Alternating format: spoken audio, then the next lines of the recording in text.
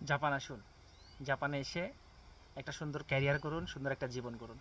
জাপানে আপনাকে কেউ পিছন থেকে টেনে ধরবে না। জাপানে কাজ হয়তো কষ্টের, ভাষা হয়তো কঠিন, কিন্তু যখন একটা নির্দিষ্ট সময় থাকার পরে আপনি ভাষা অভ্যস্ত হয়ে যাবেন, আপনি কাজটা শিখে যাবেন, তখন জাপান আপনার ভালো লাগবে এবং জাপান আপনার থাকতে ইচ্ছা করবে। কারণ থাকতে ইচ্ছা করবে, একটা বুক ভরে নিঃশ্বাস নেবেন, একবারে পরিশুদ্ধ বিশুদ্ধ বাতাস, যেখানে কোনো ধুলাবালি নেই, ধুলাবালির কোনা নেই, কিছু নেই।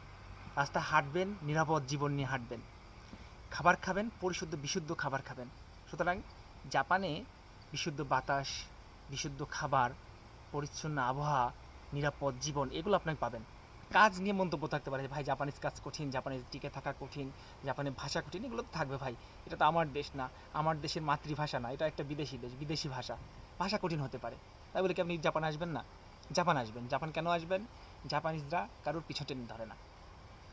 জাপানিজরা আপনাকে কখনো পিছু টেনে ধরবে না, বরং আপনার মাঝখানে যে আপনার মাঝে যে পোটেনশিয়াল থাকবে, সেই পোটেনশিয়াল আপনি যেটা কোনোদিন ব্যবহার করেননি, সেটা করে এমনভাবে টেনে বের করে নিয়ে আসবে, আপনি বুঝতে পারবেন না। কাজ করার মাঝখানে আপনাকে এমনভাবে প্রেশারে রাখবে, এমনভাবে আপনার ভিতরে পোটেনশিয়াল টেনে বের করে নিয়ে আসবে যে আপনি নিজেই ফিল করতে পারবেন না। আপনি ফিল করতে পারবেন অনেক বছর থাকার পরে। অনেক বছর থাকার পরে আপনি ফিল করবেন যে জাপানে হয়তো কাজ কঠিন, হয়তো ভাষা কঠিন, কিন্তু জাপানে একটা নিরাপদ জীবন আছে, একটা নিরাপদ জীবন আছে, যেখানে কেউ কাউকে পিছন থেকে টেনে ধরে না, আমার বাংলাদেশের মতো। তাই জাপানে আসেন।